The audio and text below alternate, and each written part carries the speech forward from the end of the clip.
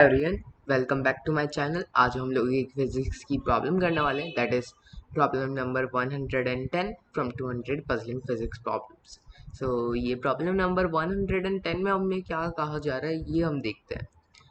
इसका टेक्स्ट इस वे में स्टार्ट होता है। The examining institute for cosmic accidents send the following short report to one of its experts. A spaceship or titanium devouring little green people has found a perfectly spherical asteroid.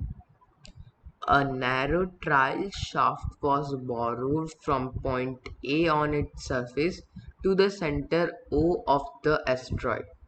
This confirmed that the whole asteroid is made of homogeneous titanium. At that point, an accident occurred when one of the little green men fell off the surface of the asteroid into the trial shaft. He fell without any braking until he reached O, where he died on the impact.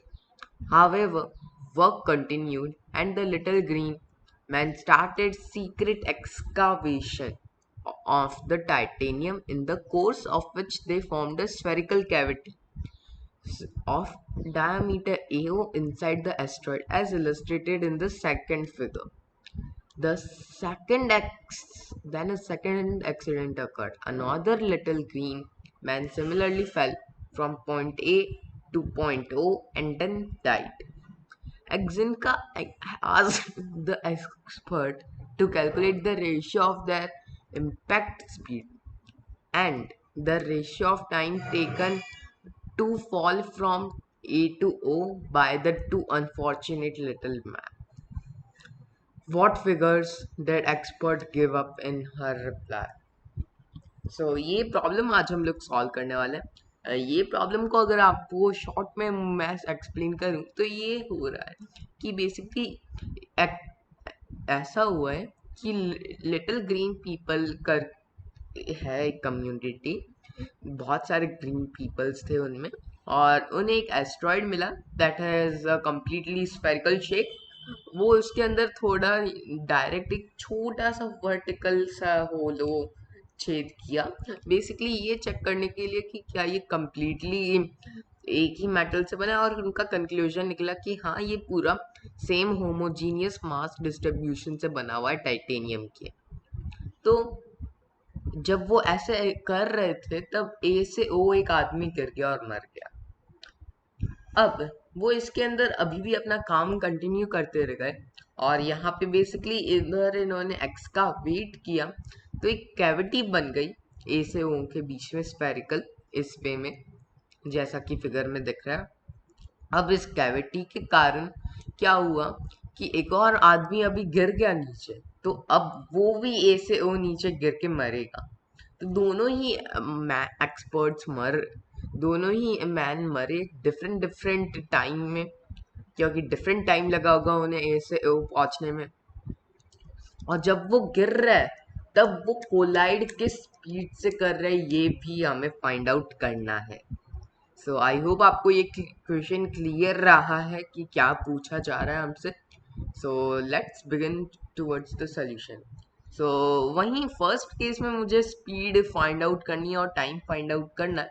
तो ये first case के लिए इसके जो diagram है उस पर अगर आप नोटिस करो तो सपोज वो मैन यहाँ पे फॉल कर रहा है और किसी एक टाइम पे वो इधर पहुंच गया, ठीक है। तो बेसिकली हो क्या रहा होगा, ग्रेविटेशनल अट्रैक्शन का एक फोर्स लग रहा होगा उसे नीचे, जिसे मैं अभी जी कहूँ तो जी की जो वैल्यू होगी वो इक्वल होगी जी 4/3 स्मॉल आर क्यूब, जहाँ स्मॉल आर ये डिस्टेंस है, फिर स्मॉल आर क्यूब मल्टीप्लाई रो जो कि डेंसिटी है, इनटू सपोज वो आदमी का मास m है तो m divided by R square. Basically ये क्या है, g capital M small m by R square gravitational field रहेगा।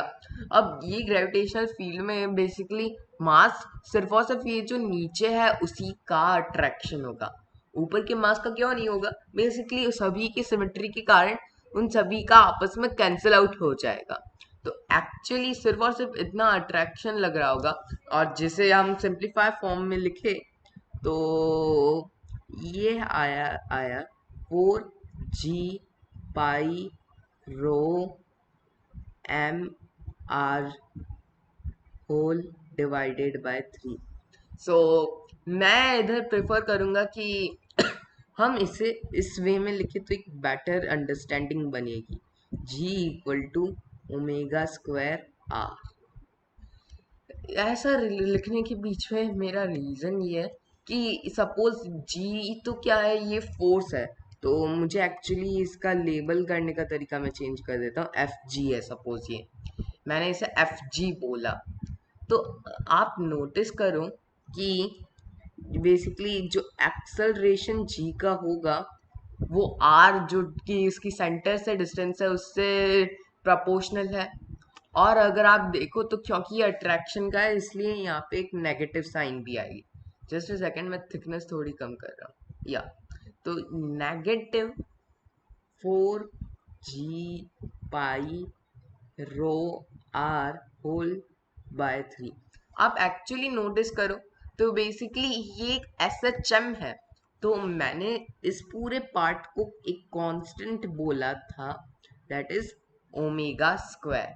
क्योंकि SHM में हमें भी पता है कि अगर मैं उस पूरे थिंग को ओमेगा स्क्वायर बोल दूं तो ये इक्वेशन इस फॉर्मेट की बन गई। तो ये एक स्टैंडर्ड SHM की इक्वेशन है। अब वो आदमी क्या कर रहा होगा? SHM कर रहा है, मतलब अगर ये कंप्लीटली ए से ओ जा रहा है वो, तो एक्चुअली हमने यहाँ पे ये नहीं देखा है कि यहाँ पे बेसिकली ये ट्यूब है तो ट्यूब की कैविटी के कारण ना कोई अफेक्ट पड़ेगा, क्योंकि वो ट्यूब बहुत ही थिन है। तो एक्चुअली वो मैन क्या कर रहा होगा? ए से ओ गया, फिर ओ से और नीचे गया। अब वो नीचे गया तो उसके बाद अब ग्रेविटी उसे ऊपर अट्रैक्ट करेगी, तो वो ऊपर आएगा, फिर और ऊपर जाएगा, फिर नीचे, और ऐसे मोशन उसकी हार्मोनिकली रिपीट करती रहेगी। तो जो टाइम पीरियड है इस हार्मोनिक मोशन का वो 2 पाई बाय ओमेगा होगा, और वहीं ए से ओ आने में जो टाइम लगेगा वो उसका आधा, आधा नहीं 1/4 होगा। सो जो टाइम ऑफ फ्लाइट है या टाइम जो उसके इसे लगने वाला है वो होगा पाई/2 ओमेगा। सो पाई/2 ओमेगा आप देखो तो इस प्रॉब्लम में आएगा पाई/2 स्क्वायर रूट ऑफ ओमेगा। हमने इस पूरी क्वांटिटी को कहा है, तो मैं अब वही लिख रहा हूँ 4g pi rho divided by 3। तो ये आएगा बेसिकली, ये 2 इधर है, ये भी अब बाहर आ जाएगा, तो बचेगा 1/4 square root of pi, sorry 3 pi upon G rho. So actually जो टाइम लगने वाला है वो इसके इक्वल होगा हमारे फर्स्ट केस में। अब वहीं जब वो नीचे आ गया होगा तब स्पीड क्या होगी? स्पीड बेसिकली उसकी ओमेगा मल्टीप्लाई आर रहती है। एसएचएम में आपने पढ़ा होगा कि बेसिकली जो स्पीड है वो ऐसे वेरी कर रही होगी, omega R cos omega T, cosine wave को फॉलो कर रही होगी, और उसकी maximum possible value omega R रहेगी। तो जब वो ओ पे होगा तब तो उसकी स्पीड मैक्सिमम पॉसिबल ही आनी चाहिए, दैट इज ओमेगा आर। तो जब वो इम्पैक्ट कर रहा है तो impact speed v is omega into R, omega into R. और अगर मैं ओमेगा की वैल्यू डालूं तो वो है square root of 4g pi rho divided by 3। और वही आर को तो मैंने एज इट इज जो टोटल रेडियस है कैपिटल आर वैसे लिख दिया। सो एक्चुअली हमारे पास अभी स्पीड भी आ गई इम्पैक्ट की ऑन आवर फर्स्ट केस। अब हम बढ़ते सेकंड केस की तरफ, जो कि तो थोड़ा सा इंटरेस्टिंग है। और आप में से अगर किसी को भी कैविटी का कंसेप्ट नहीं पता है तो भी टेंशन मत कीजिए, मैं आपको वो कंसेप्ट इसी वीडियो में समझा दूंगा। सो एक्चुअली कैविटी है यहाँ पे, तो ग्रेविटेशनल फील्ड डायरेक्ट तो मैं gmm/r² नहीं कह सकता। तो कैविटी के अंदर कोई पॉइंट है, सपोज रैंडम सा p, और मुझे इस पॉइंट p पे ग्रेविटेशनल फील्ड लिखना है। इस पॉइंट p पे ग्रेविटेशनल फील्ड लिखने के लिए कुछ चीजें मुझे पता है।